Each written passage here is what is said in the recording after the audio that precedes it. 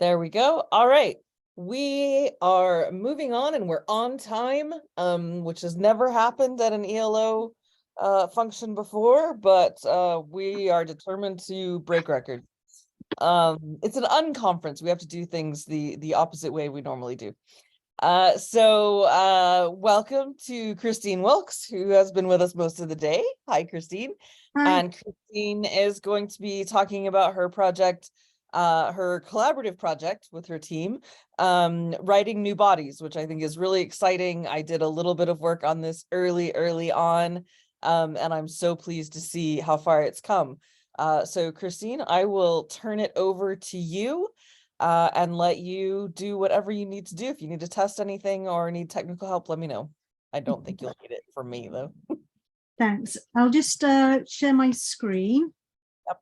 And let me know if you can see voices and choices.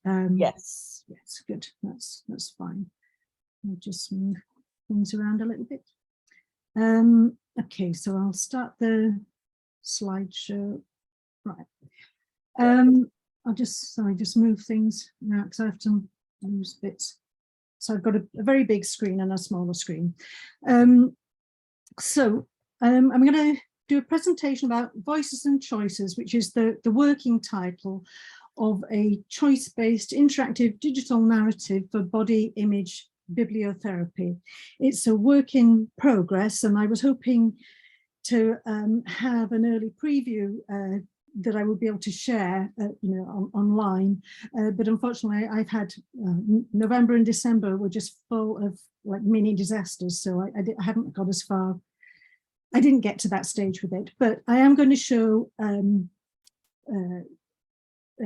scenes from the digital fiction, and I'm going to do a live reading of some of them. So let's see. We'll see how that goes. Oh. Right. Trying to move the there we are. Sorry, it did work.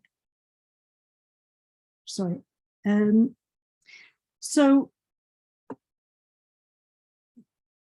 body dissatisfaction is so common in the Western world that it's become the norm among women and girls, and our digital fiction, Voices and Choices, is designed to address body image issues in our target audience of 18 to 25-year-old young women and non-binary individuals. I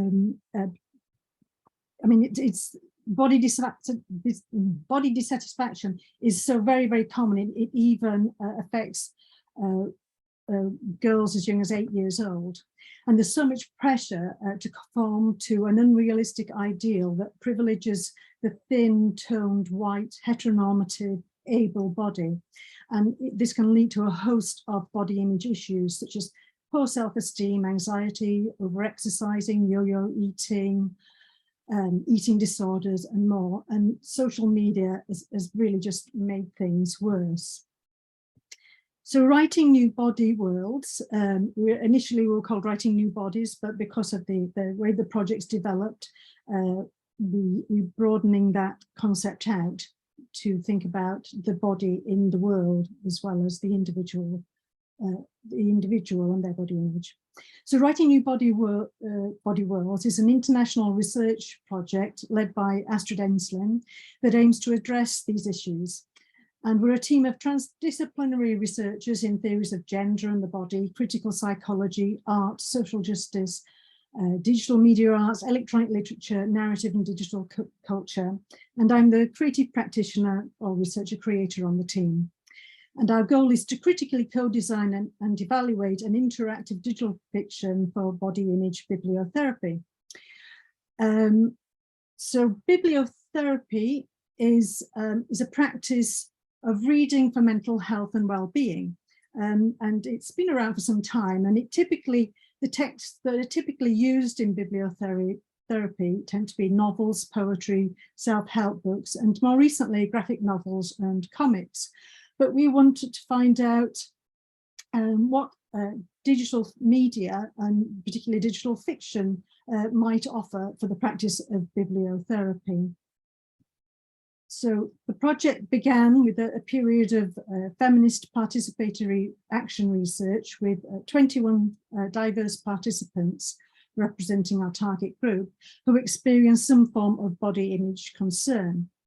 And we held 4 weekend workshops in Canada where participants engaged in a variety of activities exploring body image matters. The activities involved talks and discussions, play and interactive fictions, including some of my own previous work. And they also did some autobiographical writing and creative writing and created their own short interactive narratives in Twine. So what we learned from each other during the workshops, and in the spirit of critical community co-design, these learnings, and especially the participants' creative and personal writings, inform the content and design of the digital fiction, which I'm developing as an accessible web app, primarily for mobile devices, or at least that's the first iteration, to get the greatest reach, because our target audience use mobile devices, pretty much all the time, but it's also playable on desktops too, but it is designed for mobile first. So after the workshops, we'd hoped that an idea of the main character would surface during the participant workshops, but they actually threw up such a mix of voices and memories and different experiences and points of view that I came away sort of really wondering how I was going to distill all these different points of view into a single protagonist.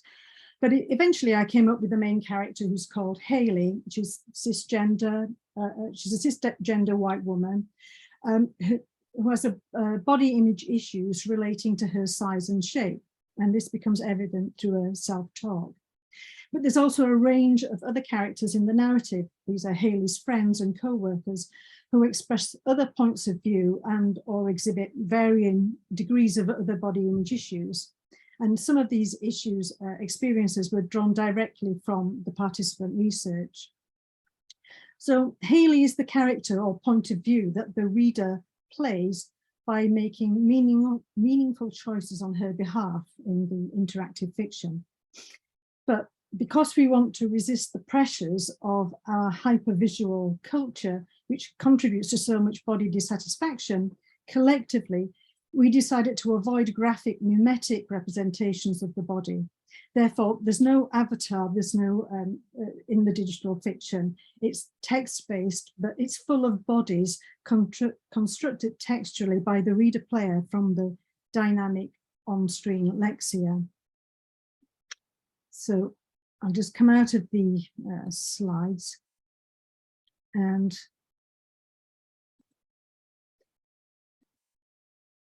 so what you're seeing on the screen now, just move these, actually these are the, on the right hand there is the browser developer tools that I was mentioned earlier in the talk about accessibility. But this, what you're seeing on the screen now is one of the apps that I've developed to develop the digital fiction. So this is my kind of experimental area. At the moment, I'm working on the animations that are in the digital fiction. So in this particular kind of lab app that I've got a few sample scenes to show you. But first, I wanted to give you an idea of how you see the characters and the range of characters that they are. So because it's text-based and there aren't any images of the characters in it, they have to be represented and individualized in some way. So I've developed these, every character is represented by a distinctive voice bubble. So Hayley, who's the main character, she's represented by these bubbles at the top. And that's because Hayley, the reader player gets access to Hayley's inner thoughts. Her inner dialogue is dramatized as well as her spoken word. All the other characters, it's their spoken word and also text messages, and there are some advertising language as well impinges into the narrative too.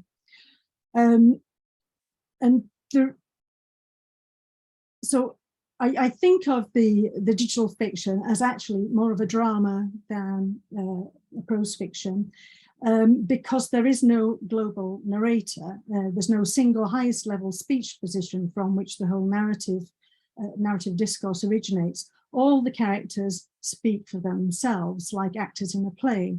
And in Hayley's case, because she struggles with so much negative self-talk, I've dramatized her interior dialogue. So you also get her thoughts, which is kind of like more of a neutral voice, and then an inner critic, which is very harsh, her inner critic. And as the story progresses, her inner ally, a more positive voice, internal voice, comes to the fore. And this extreme negative self-talk is a typical feature of body image dissatisfaction. And there were some really powerful and powerful examples in the participants' writings.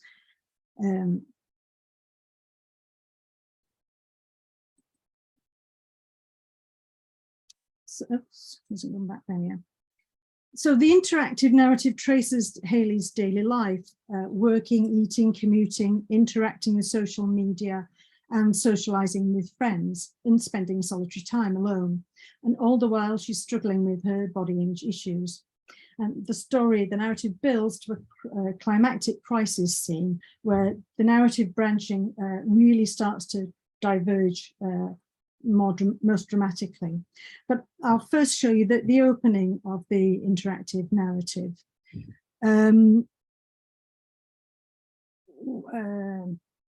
Because it's developed for a mobile device, I was going to show you it in this kind of format, which because I've got the developer tools open, you can look at things in like a simulation of a mobile screen, but the interaction doesn't work as well when I'm screen sharing, I've discovered. But anyway, I'll start in that, but I'll maybe have to come out of that this mode. So this is scene one.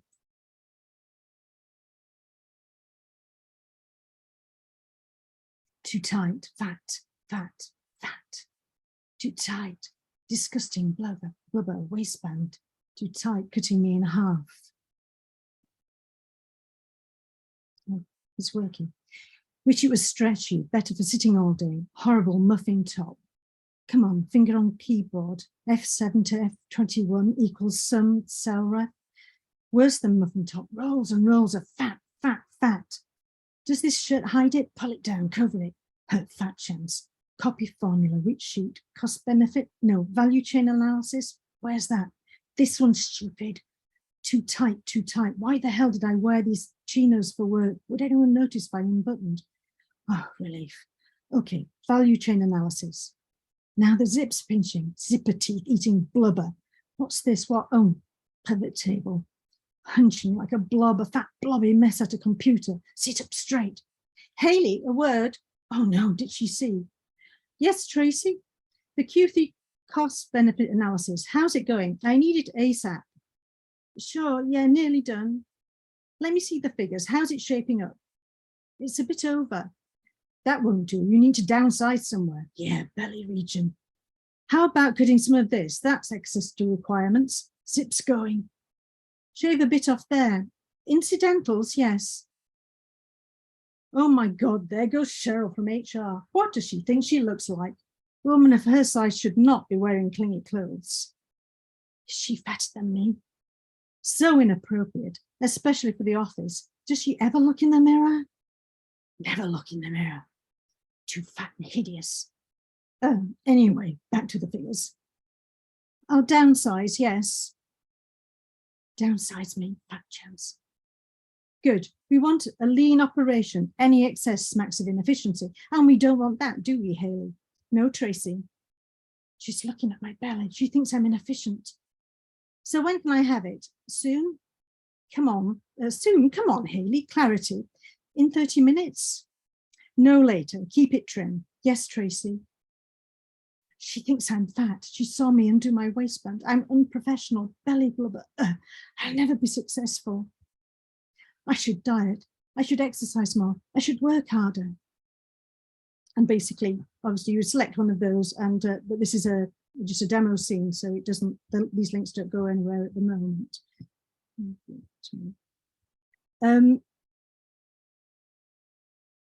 So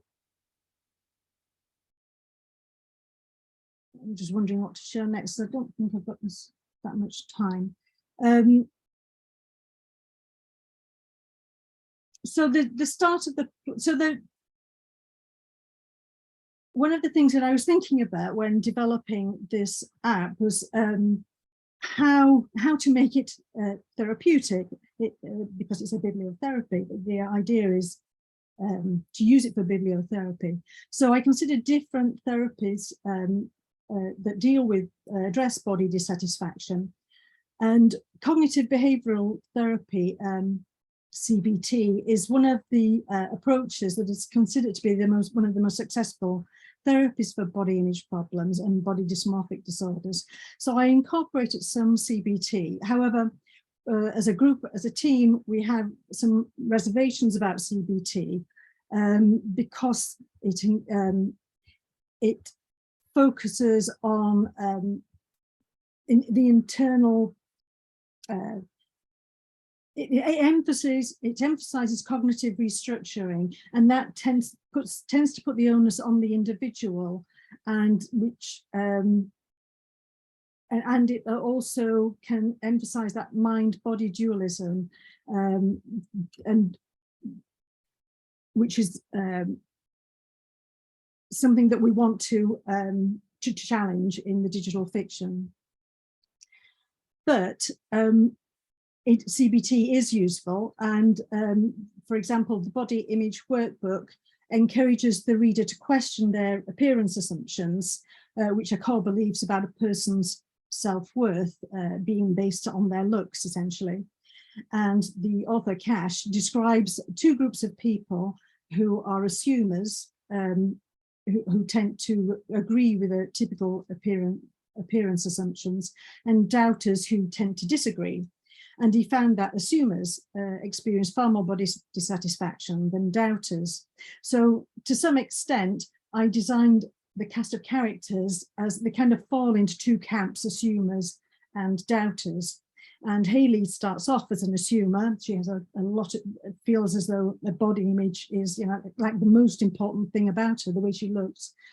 And some of her workmates and a couple of her friends are assumers. And then there are other friends, Frankie, her best friend, who's non-binary, Ava, an artist, she's a woman of colour, Dee, who's a disabled woman, and Jazz, who's an environmental activist, and they're all doubters. And they're all, most of the characters are feminists as well. And actually, interestingly, feminism, well, the more feminist people are, the less likely they are to have body image issues. But anyway, during the course of the narrative, Hayley kind of moves from being an assumer to being more of a doubter. So during a key scene in the narrative, there's a house party with a group of friends where, which I'll show you that sequence.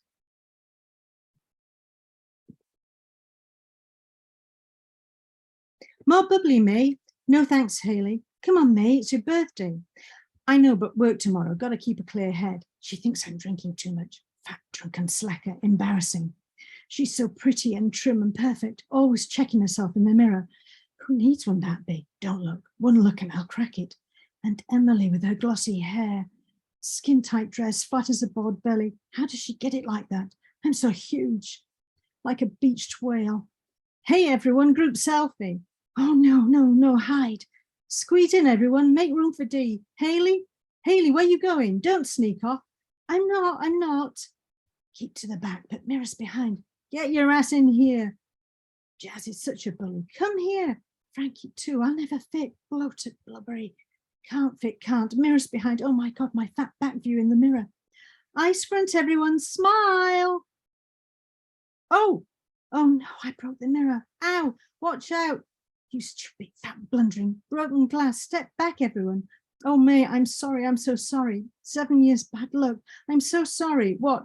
The broken mirror. Don't worry about it. Let's get it cleared up. I can't believe I did this. You didn't. So clumsy. You didn't break the mirror. You were nowhere near enough. That ugly face broke the mirror. One glance. Don't stand there like an idiot. Help pick up the pieces. Be careful, guys. Sharp edges. Ow. I'll get my first aid kit. First aid kit, so organized, so perfect, efficient, slim. Let's pick up the pieces carefully. How did it happen? I must have, it wasn't you, Hayley. Who else? Miss Nobody broke the mirror. So mirrors figure quite strongly in the narrative. It's a kind of a running theme throughout it. And that's partly because one of the participants had well, actually, mirrors are often used in therapy. A lot of people with body image issues have problems with mirrors and avoid looking at themselves in the mirror. And Hayley's one of those. She has that body avoidance behaviour, whereas other people with body image issues, they may be kind of obsessively checking their image in the mirror all the time. And so using mirrors is quite a feature of, or can be quite a feature of some therapeutic approaches. And there was one particular participant who found something called a mirror exposure therapy very useful. And so I drew on her experiences within the narrative.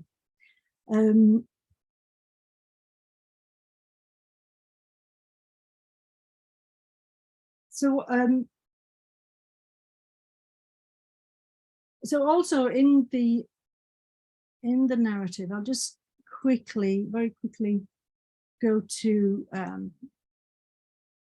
another scene, which is, sorry, it's 15. So there are other particularly in the party scene, when the shattering of the mirror stimulates a lot of sharing of anecdotes about mirrors and stories about mirrors, and this is where a number of the other characters' stories and their different body image issues are brought up and shared. So I'll just share an extract from one scene where Dee, who's the disabled character, shares her story. Here it is. Checking. Dee is the character that's represented by the orange voice bubble. Checking, don't get me started. You too, Dee? Yeah, checking my posture, checking, am I walking right? You won't believe how many times I had to walk up and down in front of the mirror for the doctors. That's where it started, the constant checking. They'd sent for med students to observe my posture like I was a specimen, a performing monkey, looking at angles, flexion, tension, never seeing me, and that endless stretching in front of the mirror, like ballet class, except without the tutus. Yeah, and the therapist, if you don't do these exercises now, you'll get a scissor gait when you're older, because as everyone knows, the closer you resemble an able body, the better.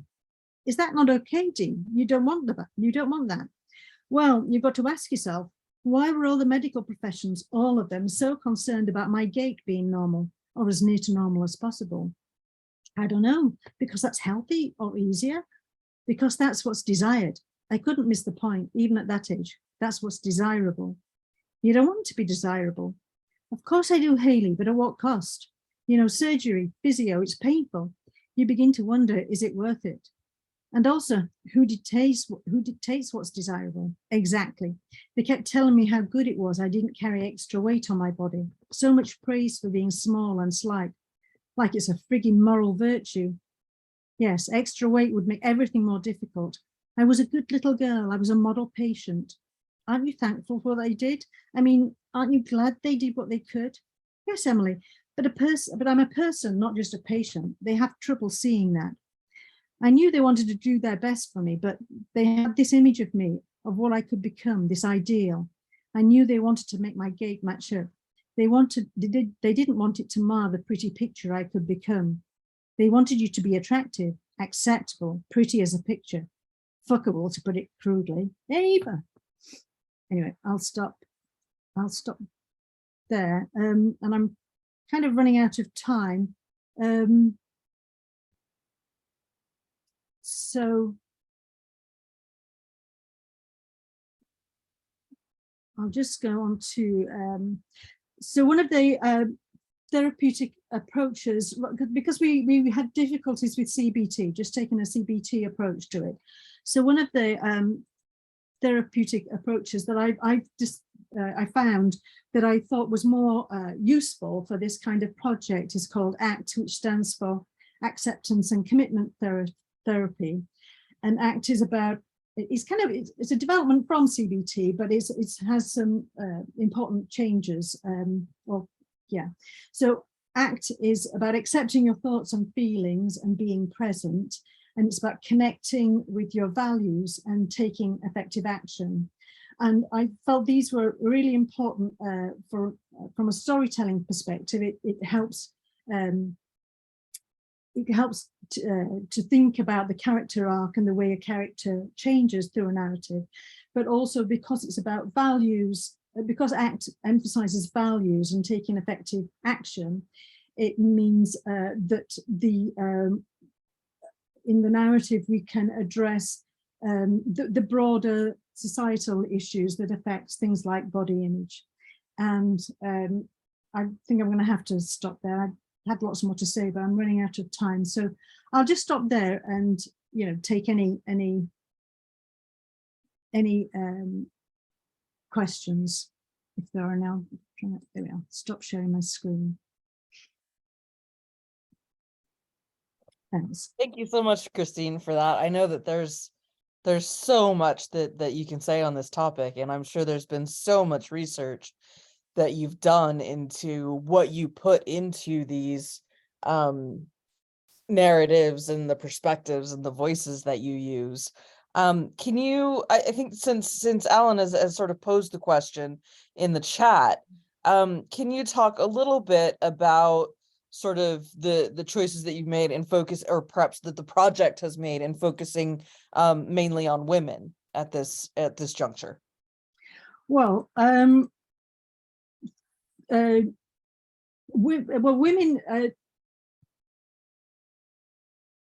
are affected by body image issues to a greater extent than men. I mean, it affects men as well, and that's actually, I think, is getting worse actually. But the project focuses on women and non-binary individuals, people who identify as women, I mean, to broaden it out to both men and women and everybody, I think would just make the project just too vast. We just wouldn't be able to cope with that at this stage. And it's the first project that, although there was the initial research, the first project that's actually where we're aiming to create a digital fiction for bibliotherapy. To actually, I mean, already I think from the perspective of creating the work, that it really is quite broad, and it's difficult to manage all these, to cover all those bases when we're just talking about women and non-binary individuals. To include men as well, that would include so many other issues. It just would be too vast a subject area to deal with in one digital fiction. And also the whole project, the team, the research team are all women as well. So I mean, that has obviously influenced that decision too. I have another question. Mm-hmm.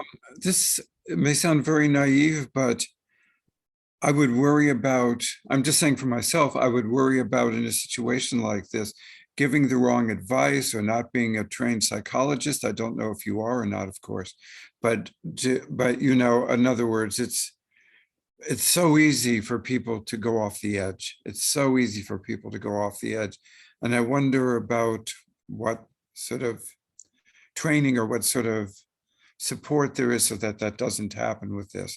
Yeah. I have some of those same feelings as well. So I'm not speaking as a male in this. I'm just thinking that it's such a delicate topic.